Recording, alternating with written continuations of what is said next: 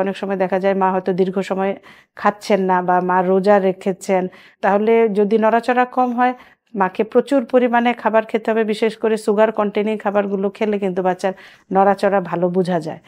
প্রচুর পরিমাণে পানি খাবেন, ফ্লুইড জাতীয় খাবার খাবেন এবং মা বাম কাতে শুবেন। পর্যাপ্ত পরিমাণ যদি রেস্ট নেন, বিশেষ করে রাতে ৮ ঘন্টা, দুপুরে ২ ঘন্টা যদি রেস্ট নেন, তাহলেই দেখা যায় যে বাচ্চার মুভমেন্টটা অনেক ভালো থাকে। অনেক সময় দেখা যায় মা যদি অসুস্থ হন, বিশেষ করে জ্বর থাকলে বা অন্য কোনো ইনফেকশন থাকলে, তাহলে কিন্তু বাচ্চা নড়াচড়া কমে যায়।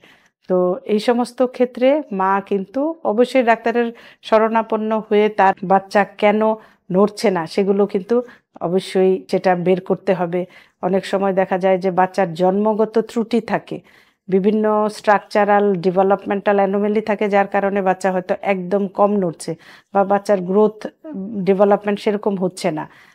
তার যেই পরিমাণ প্রেগনেন্সি হয়েছে সেই বাচ্চার ওজন হয়তো তার চেয়ে অনেক বেশি কম। এই সমস্ত ক্ষেত্রেও মা কিন্তু কম নড়াচড়া টের পাবেন। তবে এই সমস্ত ক্ষেত্রে অবশ্যই ডাক্তারের শরণাপন্ন হয়ে আমরা কিছু আলট্রাসনোগ্রাম করি, সেগুলাতে আমরা দেখি যে বাচ্চার নড়াচড়াটা আসলে কম হওয়ার কোনো কারণ আছে কিনা, এবং সে অনুযায়ী যদি আমরা চিকিৎসা করে নেই, তাহলে কিন্তু এই জিনিসগুলোকে আমাদের ওভারকাম করা সম্ভব।